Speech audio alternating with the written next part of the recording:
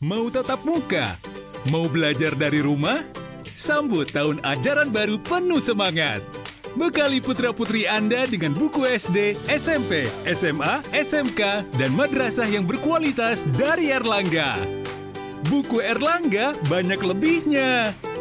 Buku tepat, prestasi mantap. Miliki bukunya sekarang juga. Erlangga, bukunya pelajar berprestasi.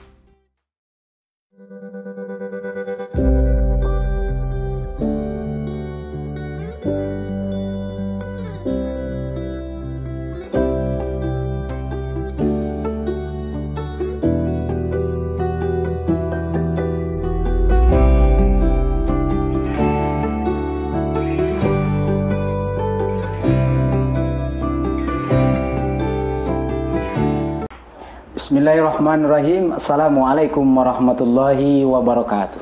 Waalaikumsalam. Alhamdulillahirabbil alamin. Wassalatu wassalamu ala asyrafil anbiya'i wal mursalin wa ala alihi wa ashabihi ajmain. Asyhadu an la ilaha illallah wa asyhadu anna Muhammadar Rasulullah. Para pemirsa Azkia Sumbar TV yang berbahagia, bertemu kembali hari ini dengan saya Safrion dalam channel Azkia Sumbar TV. Dalam acara Bincang-Bincang Edukasi. Hari ini kita akan mengangkatkan materi yang sangat penting tentang passion bagi kita, bagi generasi dan anak-anak kita. Alhamdulillah telah hadir bersama kita beliau Rektor Universitas Azkia, Bapak Profesor Dr. Haji Irwan Praitno, MSc Psikolog. Assalamualaikum, Pak. Waalaikumsalam warahmatullahi wabarakatuh. Alhamdulillah, insya Allah kita akan mendapatkan pencerahan dari Pak Prof pada hari ini tentang passion. Insya Allah kita akan membahas mulai dari apa itu passion, kemudian apa pentingnya passion itu dalam kehidupan seseorang. Selanjutnya kita dengarkan paparan dan penjelasan dari beliau. Tafadhol, Pak. Baik ya, Ustadz Sefrion ya. Jadi passion ya, passion. Mungkin ada yang masih belum familiar ya kata-kata passion. Passion tuh mungkin ada yang orang menyebut minat, kesukaan, kegemaran, kesenangan ya. Atau hobi juga, tapi nggak sama, cuman mirip-mirip ya. Jadi passion itu kalau mau didefinisikan keinginan yang kuat untuk melakukan sesuatu yang disukai atau kecenderungan yang tinggi terhadap suatu hal yang dia lakukan dengan rasa senang dan bahagia, atau kegemaran yang tinggi yang dia juga ingin melakukan sesuatu dengan gemar, dengan senang. Ya, itu juga bisa, atau bisa juga keinginan yang tinggi, kemauan, kecenderungan, kegemaran seseorang dalam melakukan sesuatu. Nah, yang disukai, yang membuat dia bahagia dan senang. Jadi kita ini manusia itu kan pasti beragam kesenangan-kesenangan atas apa yang dilakukan. Ada yang mungkin dia begitu senang, ada yang mungkin dia tidak senang atau terpaksa. Nah, jadi itulah yang kemudian nanti diarahkan kepada nilai-nilai yang positif dan produktif dari kegiatan-kegiatan yang didasari oleh passion ya. Oleh passion dia itu. Nah, mungkin kalau misalnya sebagai contoh misalnya ada seorang yang suka menggunakan alat ya, alat-alat obeng, alat-alat tang misalnya kan. Nah, itu berarti ketika ada anak yang senang, suka melakukan sesuatu dengan menggunakan alat ya, berarti ada kemungkinan dia passionnya itu ke masalah teknik, ke mekanik gitu ya, ke mekanik. Terus juga ada anak yang mungkin senang juga, misalnya nih anak-anak suka memasak misalnya kan, suka meramu-ramu makanan, dia melihat dari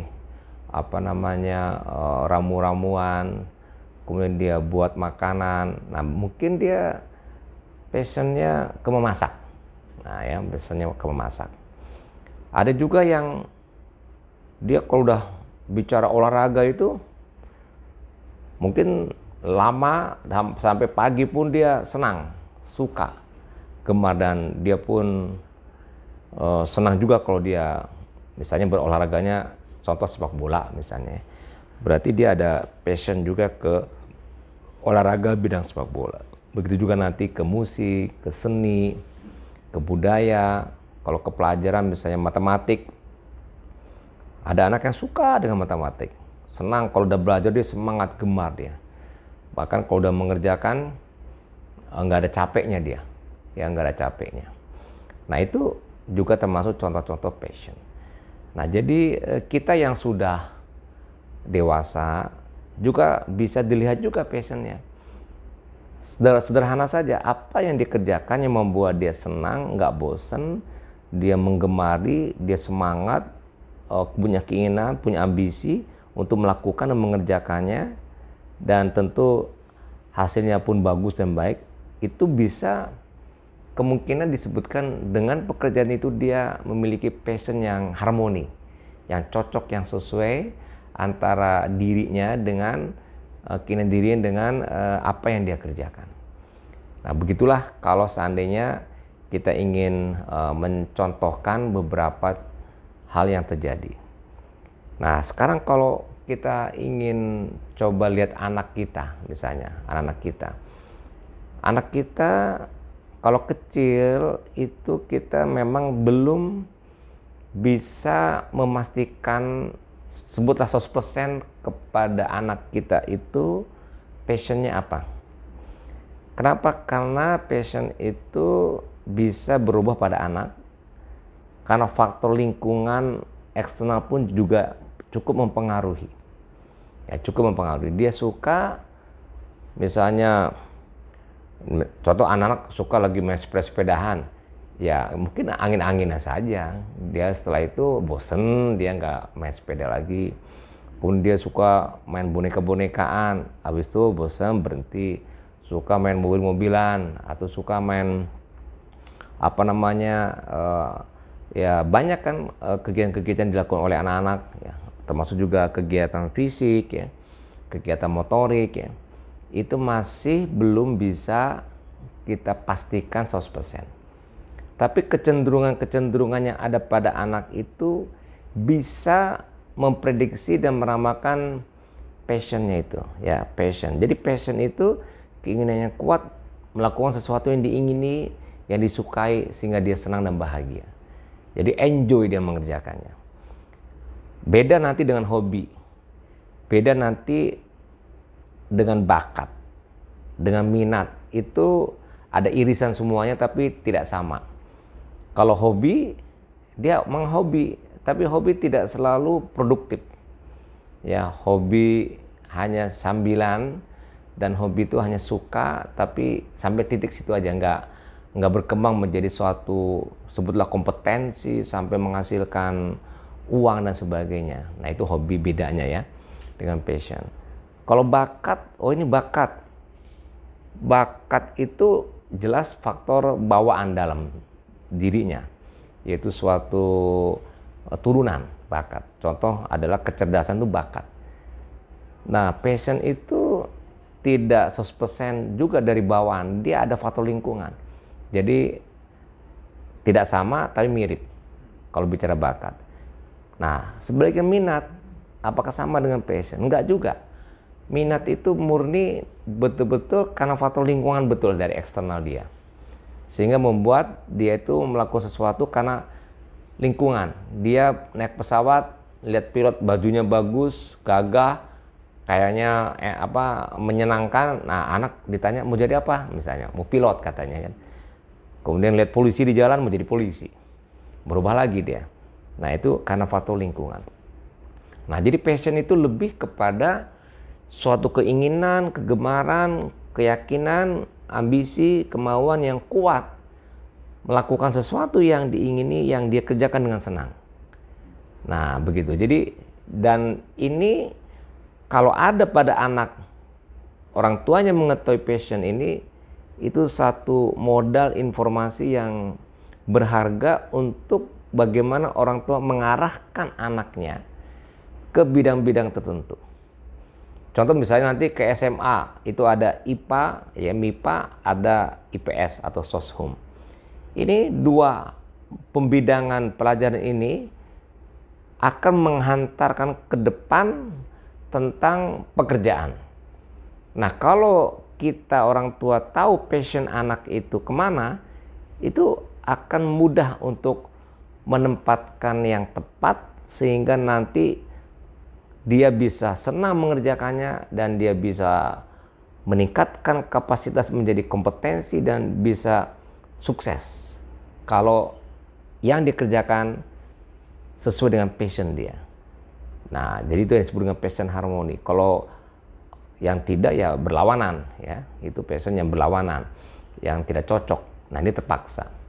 Dia kerja, misalnya kerjanya jadi satpam misalnya. Dia satpam itu kan di luar, kerjanya di luar. Ada orang yang passionnya itu nggak mau kerja di luar. Dia lebih suka kalau kerja dalam ruangan gitu. Merasa nyaman, merasa tenang.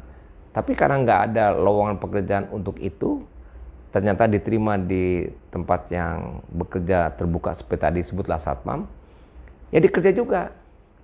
Tapi terpaksa. Dia nggak nyaman, nggak senang, terpaksa. Kenapa? Karena dia nggak ada alternatif, dia hanya ingin dapatkan uang. Nah, berprestasi nggak bisa dia berprestasi. Ya, kenapa? Karena dia kerjanya kan terpaksa. Nah, tapi kalau sesuai dengan passionnya, bahkan nggak dapat uang pun dia senang. Karena kesenangannya dia dapati, dia peroleh. Nah, kalau dia bekerja tentu dapat uang. Nah, kinerja dia akan menjadi bagus. Nah, begitulah kurang lebih ya Pak Safrion ya, serba-serbi passion itu yang ada pada diri kita.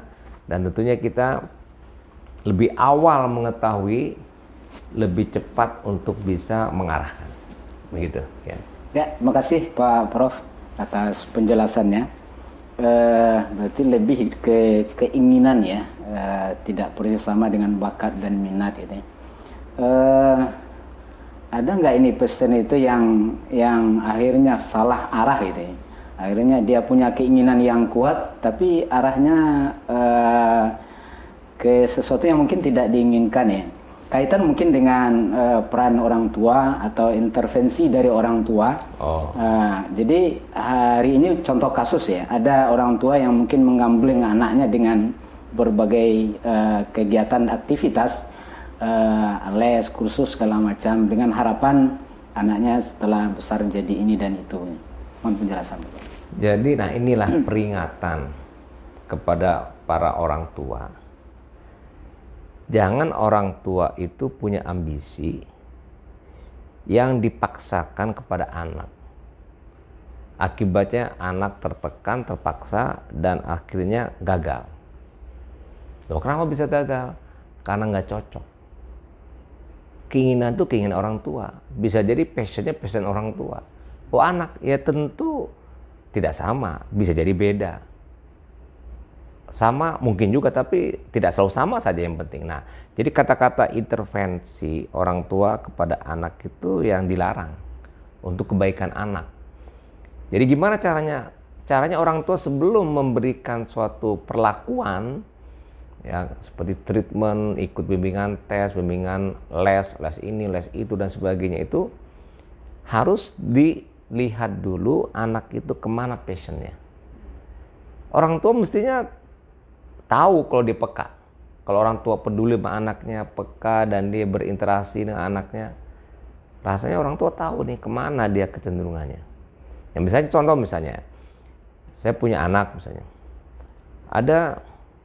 Ada anak yang juga guru-guru di sekolahnya itu juga berkomentar.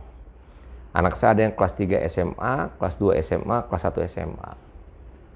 Nah, kemudian di 1 SMA, gurunya berkomentar, anak bapak di sini 3 orang beda-beda semua Pak, katanya. Nah, bedanya itu ternyata guru melihatnya dari kegiatan-kegiatan yang dilakukan oleh anak itu. Misalnya yang kelas 3, dia belajar. Suka belajar, dia belajar rajin gitu kan. Nah, terus ya kegiatannya mau kegiatan-kegiatannya ilmiah. Dia lebih menikmati kegiatan-kegiatan yang ilmiah. Berarti saya pikir ini passionnya hal-hal yang sifatnya ilmiah, yang sifatnya ilmu, pengetahuan dan sebagainya. Akhirnya ya udah, kalau gitu kemungkinan ini kedokteran. Nah, akhirnya diterima di kedokteran. Gitu kan? Dan sampai kuliah sampai selesai.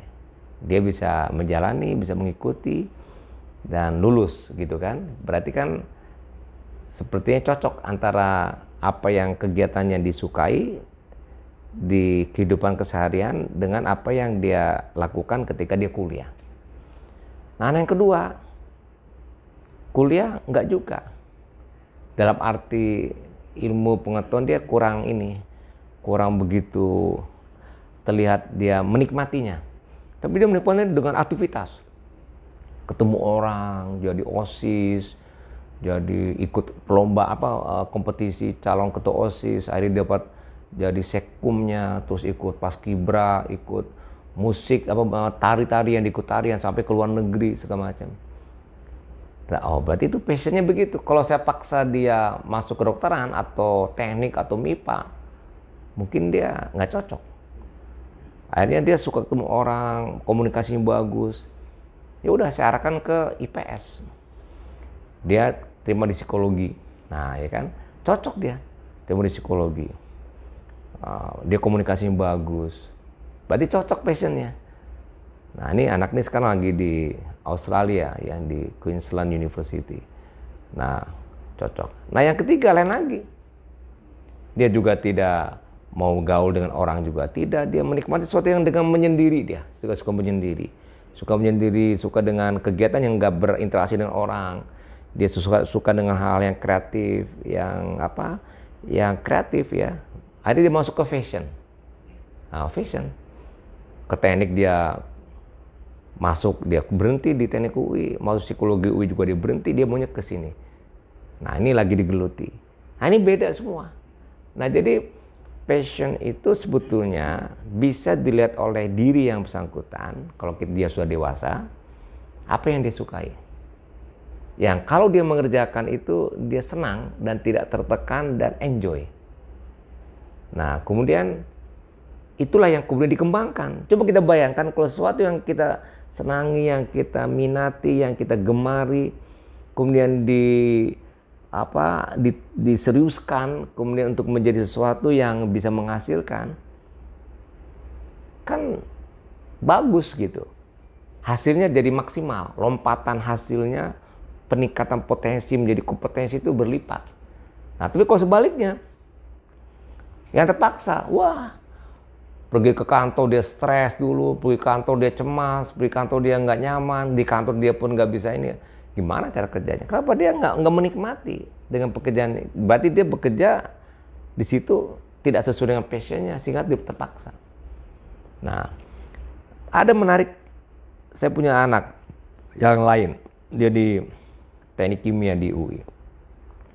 Datang kemari, ada kegiatan teknik di UNAN, acara nasional.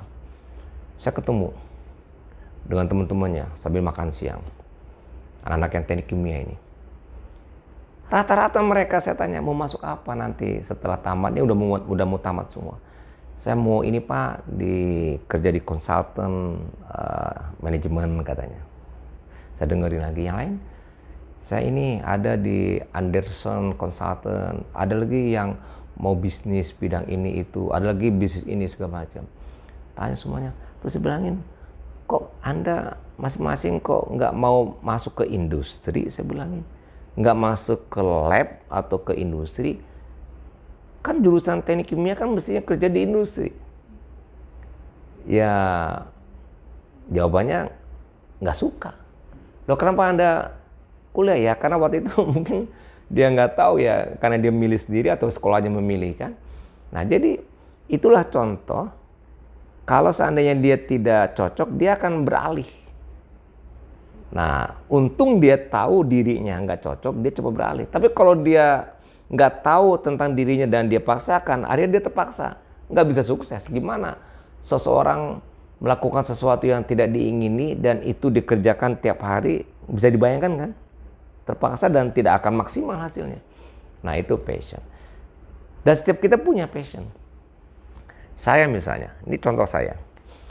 Dalam hal pelajaran misalnya, dulu bapak saya, ibu saya ingin saya ini jadi insinyur, maka namanya Irwan. Nah gitu, IR tuh insinyur. Jadi udah dari kecil orang tua tuh maunya insinyur. Lesnya les matematik, les fisika, segala macam kan. Ya kita anak-anak kan ngikut aja. Ya alhamdulillah sih dapat juara, dapat apa segala macam. Tapi ternyata setelah saya tamat SMA itu, SMA IPA.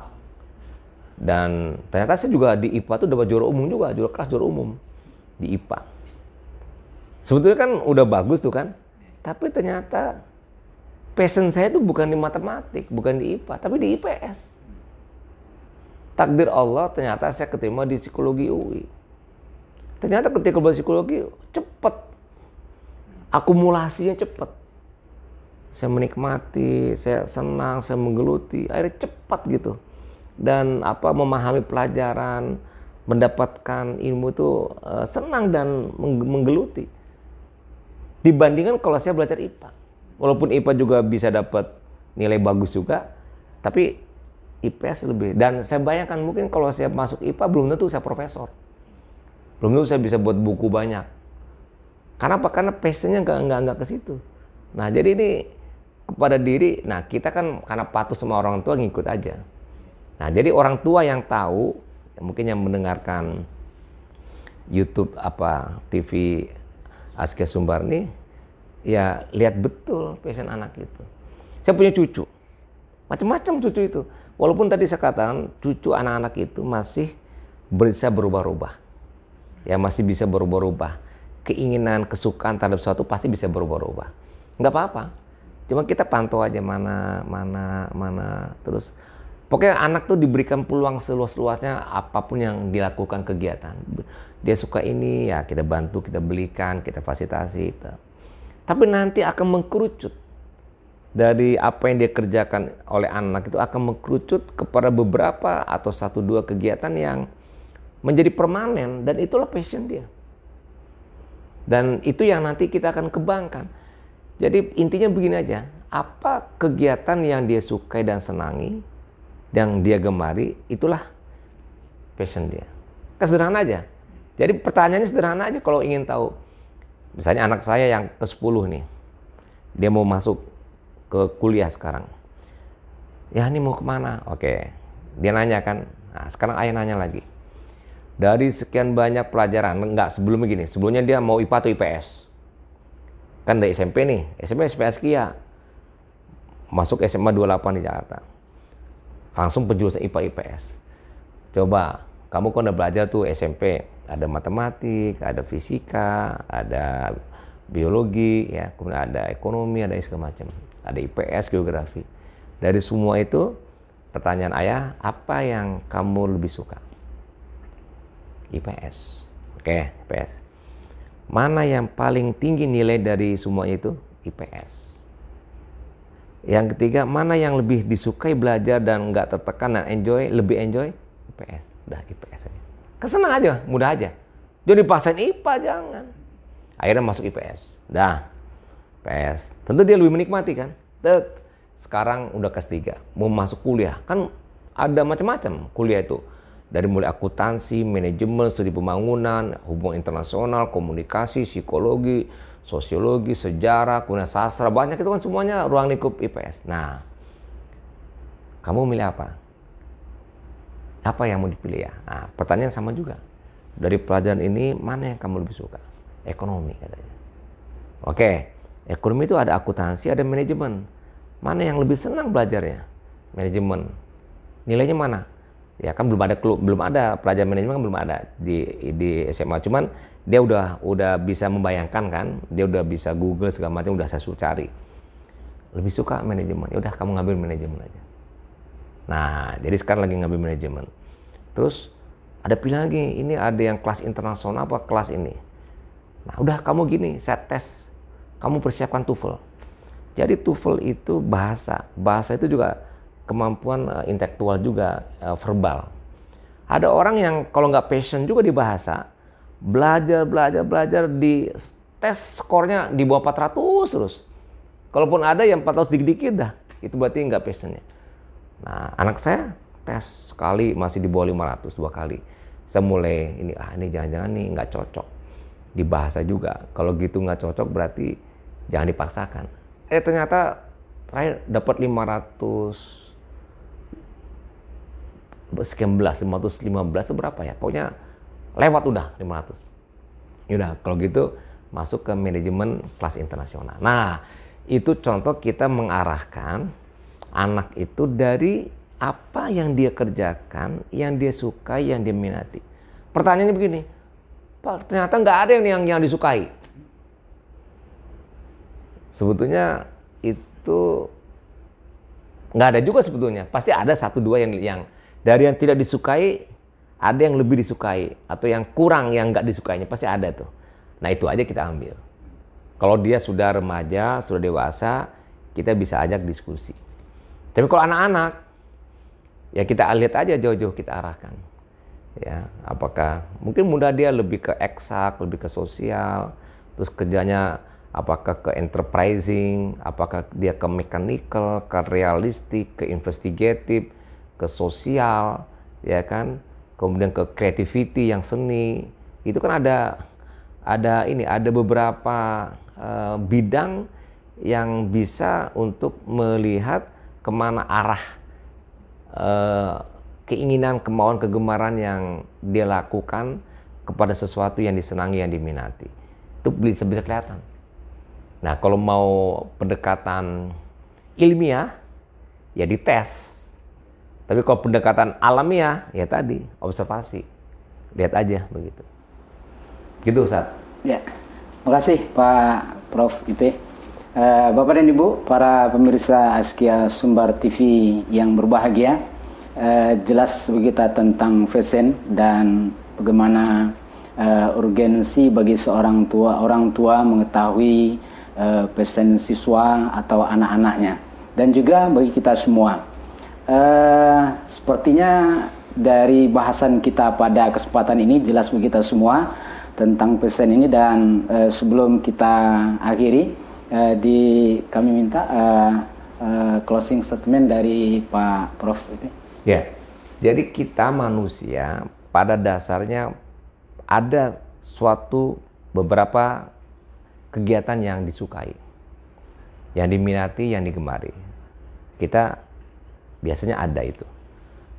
Ya, dan itulah yang kalau kita orang tua atau diri kita melihat itu menjadi suatu modal untuk kita tumbuh kembangkan agar kemudian menjadi sesuatu yang produktif, menghasilkan sesuatu yang baik dan bermanfaat buat kita dengan berbagai bentuk treatment atau perlakuan kepada kita terhadap apa-apa kegiatan yang kita suka, yang kita minati.